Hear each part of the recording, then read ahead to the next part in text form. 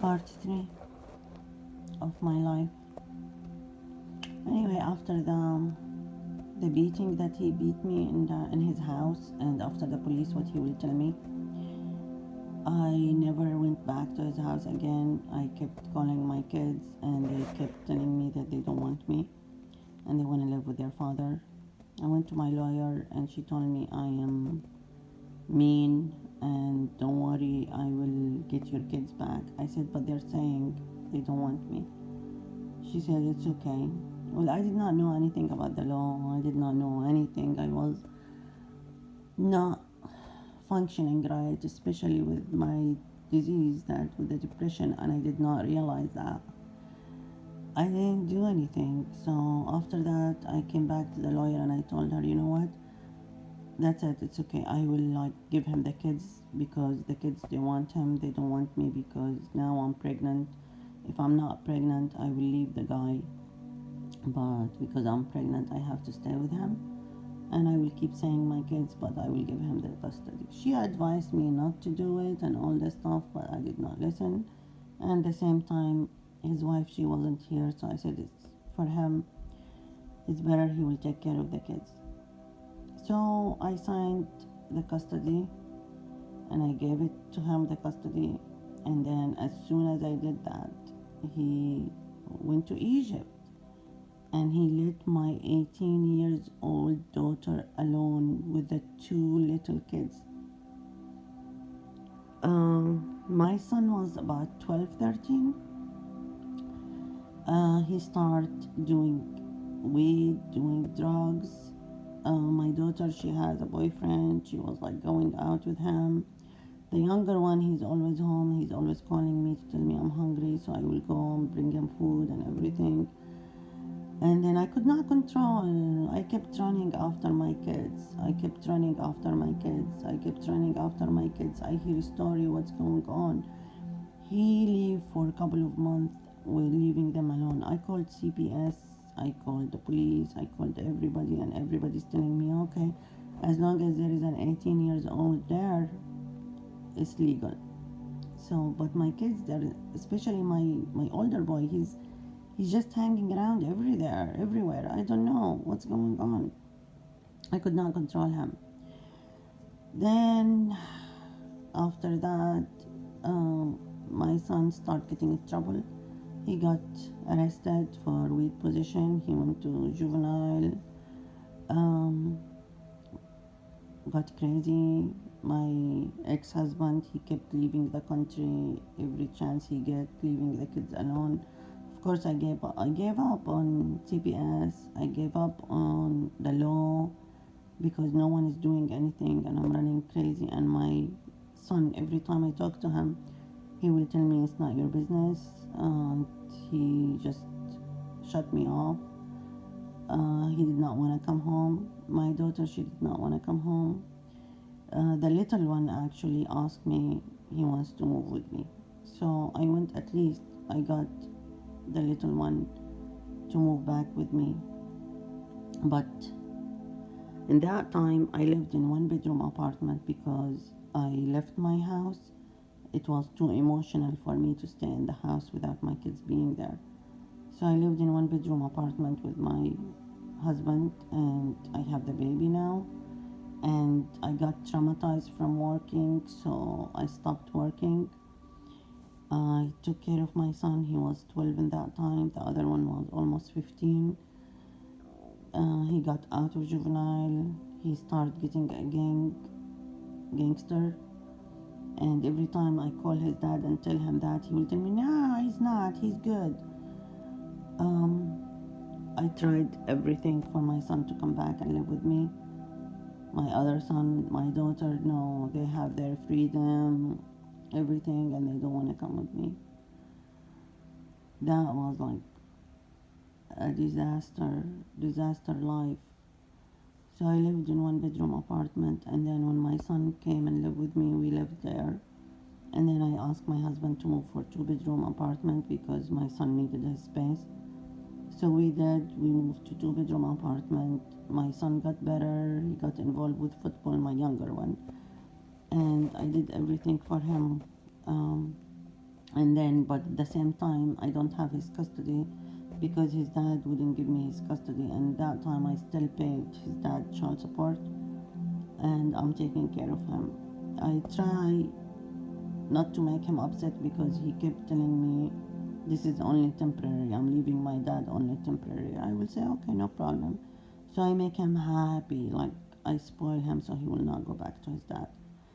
I tried to run around with my other son to get him, and he wouldn't. He was really involved in other thing. Then one day, of course, his dad is out of the country having fun with his wife. When my son got arrested for something bigger, and his bail was $2,000, and I tried to call his dad, and he told me he doesn't care. So I had to find out the money and go build my son. And then again, he got arrested, and he kept getting arrested, and he couldn't do anything. Oh my God, my life was disaster. I start having problem with my current husband because now it appears that he only married me for the green card, and of course I applied for him and everything, and he started abusing me too and hitting me, and he changed too with me after the baby. um, he kept like hating my kids, hating everything, hating being with me. He wants me to change, he wants me to start cooking his own food, I don't know, speaking his language, I did not know. Then I was like in between my kids and my current husband.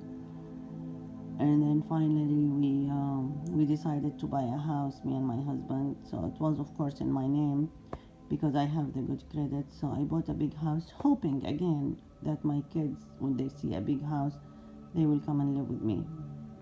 The same thing, I called my daughter and she said, oh no, you're too far. I called my son, no. I got him by force to come and visit me for a couple of times, and he wouldn't because he has on drugs and everything. And in that time, my husband, my current husband, and I start having problem too much, and he told me that he doesn't want to be with me anymore, and he is not happy with me. So he left the house, and I was crazy again because I could not believe that after getting married and having another kid, the same problem happened. I remember in that time my little kid, he was 2 years, the baby that I have from the second husband, and he was crying outside for his dad when he left, and his dad called the police, so he will not be stopped by me when he's leaving. He saw my little boy that he's 2, he was crying, daddy, daddy, daddy, and he still left.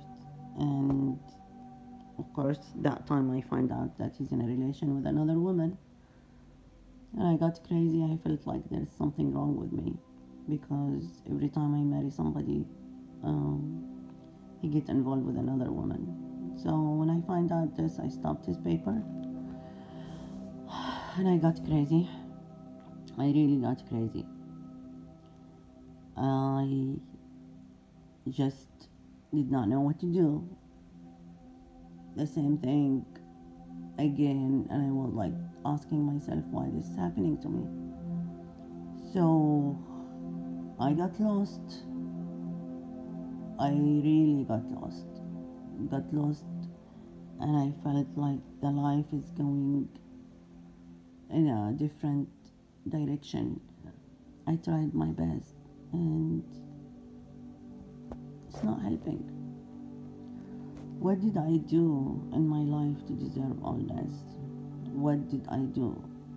Finding out that my husband is having a relationship with somebody from his country, renting her an apartment, uh, and I tried for him to come back. I tried. I could not pay the mortgage money. No child support. My husband left me. I have a baby. I am in social security disability because I got hurt on the job. I needed surgery. I could not pay the mortgage, but I tried to stay. My son got arrested again and he went to jail. And this time they wouldn't let him go out because he was on probation. And his dad is out of the country again.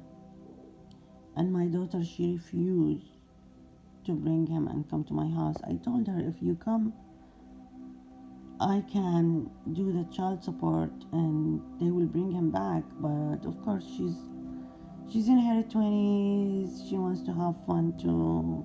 It's not her fault. It's her daddy's fault. And she wouldn't listen to me.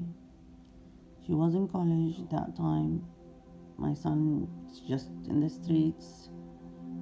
And then by the end, he's in jail. I didn't know what to do. I just was depressed. I put my house for sale. In that time, it was the depression time. So it took forever for my house on the market and no one is buying at that time. I tried to put it for rent and then I will go and rent an apartment. I could not do it. And then my son, not my little one, my 13 years old, younger one from my previous marriage, he started playing football and he wanted to play football for the other school and I could not do it because our address is in a different zone. So I just went foreclosure to go rent an apartment in that district for him. And I took the baby, I took him and I rented a 2-bedroom apartment for him to go to the other district. And I just kept trying for my current husband to come back because I'm telling him I am in a 2-bedroom apartment maybe because it was expensive for you and now it's better so we can help each other. And he's still insisting no, he's not gonna come back. So I said okay, whatever. So I start going out again, trying to forget. I met some people. Then I met a person who was younger than me a lot, and I did not know how old she was. He started following me and everything, so I was lost. I just wanted somebody again to love me. Did not have a self-esteem. I got involved with him, and then I got married with him, and the same problem again. Cannot stand my kids, cannot stand my problem. My son got out of jail, then he got shot, he lost 2 nerves in his hand. Then another story, he got jumped in a club when he was 17 and they broke his jaw. I was running crazy.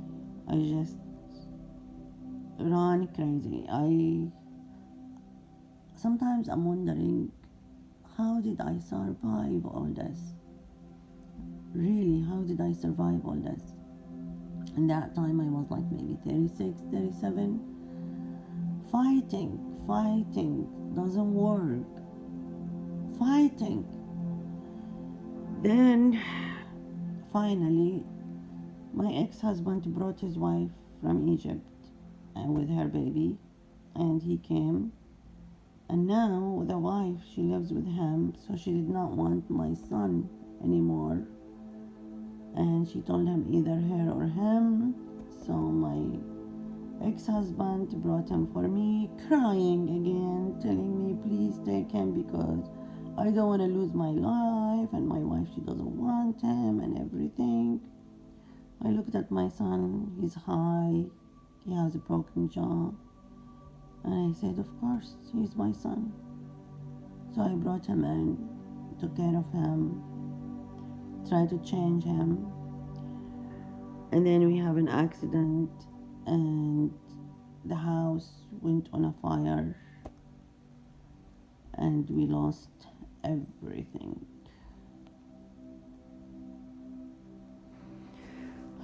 To be continued for part 4.